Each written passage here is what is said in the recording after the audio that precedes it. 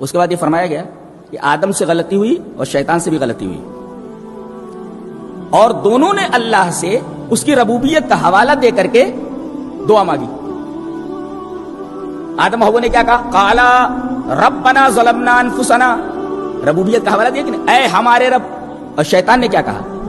قال رب فانظرنی الی یوم یبعثون، اس نے کہا اے میرے رب میری بھی ایک دعا ہے۔ جب دیکھا کہ آدم کی دعا قبول ہو گئی تو اس نے بھی ربوبیت کا حوالہ دے کر کے اللہ سے ایک دعا مانگی۔ کیا کہا؟ مجھے قیامت تک مہلت دے۔ اللہ نے فرمایا فإنک من المنظرین، تیری دعا قبول ہے، تجھے مہلت دی جاتی۔ دیکھو اس نے ڈائریکٹ رب سے مانگا اور دنیا کو لگا دیا کہ بغیر وسیلے کی دعا قبول نہیں ہوتی۔ کیسا ہوشیار، کیسا چالاک ہے۔ وہ بولتا ہے کہ اے میرے رب تو مجھے مہلت دے، ڈائریکٹ اللہ سے مانگ رہا ہے، اور دنیا والوں کے ذہن میں کیا ڈال دیا ہے کہ جب تک وسیلہ نہ ہو کسی نبی کا، کسی ولی کا، کسی آدمی کا، اور طرح طرح کی زخرف القول جس کو کہتے ہیں، زخرف القول، ornamentation کرنا کسی بات کے اندر، جیسے پانی نکالنے کے لیے کنویں سے ڈول اور رسی کی ضرورت ہوتی ہے، چھت پر پہنچنے کے لیے سیڑھی کی ضرورت۔ تو دیکھو یہ فلسفیانہ بات ہے، زخرف القول ہے، یہ گوبر کے اوپر سونے کا ملمہ کیا جا رہا ہے، ایسا کرتا ہے، اس کو کہتے ہیں زخرف القول، گوبر کے اوپر سونے کا ملمہ۔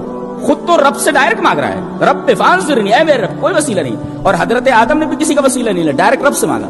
تو آدم نے ڈائریکٹ رب سے مانگا، دعا قبول ہوئی، شیطان نے بھی ڈائریکٹ رب سے مانگا، اس کی بھی دعا قبول ہو گئی، لیکن دوسروں کو لگا رکھا کہ وسیلے کی دعا قبول نہیں ہوتی۔ کیسا چالاک، کیسا گمراہ کرتا۔ اور ایک نقطہ یہ بھی معلوم ہوا کہ جب دعا کرو اے میرے رب، جب آدمی بولتا ہے میرے رب تو اللہ بہت خوش ہوتا ہے، بہت خوش ہوتا ہے۔ شیطان کی دعا قبول کر لی تو گنہگار کی دعا کو قبول نہیں کرے گا کیا؟ شیطان کی دعا قبول کر لی، اس نے ربوبیت کا حوالہ دیا، قال رب فانظرنی قال فإنک من المنظرین، یہ دعا قبول کی جاتی ہے۔ تو اگر شیطان ربوبیت کا حوالہ دے کر کے اپنی دعا قبول کروا سکتا ہے تو کیا ہم ڈائریکٹ رب سے مانگ کر اپنی دعا کے لیے؟ آپ دیکھیے تمام نبیوں نے ربنا کہہ کر ہی دعا مانگی، ربوبیت کا حوالہ دے کر، اور ہر ایک کی دعا قبول ہوئی۔ بیمار تھے حضرت ایوب علیہ السلام، رب انی مسنی الضر، نوح علیہ السلام رب لا تذر اللہ، رب انی مغلوب فانتصر۔ تمام نبیوں کی دعا دیکھ لیجیے رب سے شروع ہوتی ہے، اے میرے رب، اس کا مطلب کچھ نہ کچھ بات ضرور ہے، اے میرے رب۔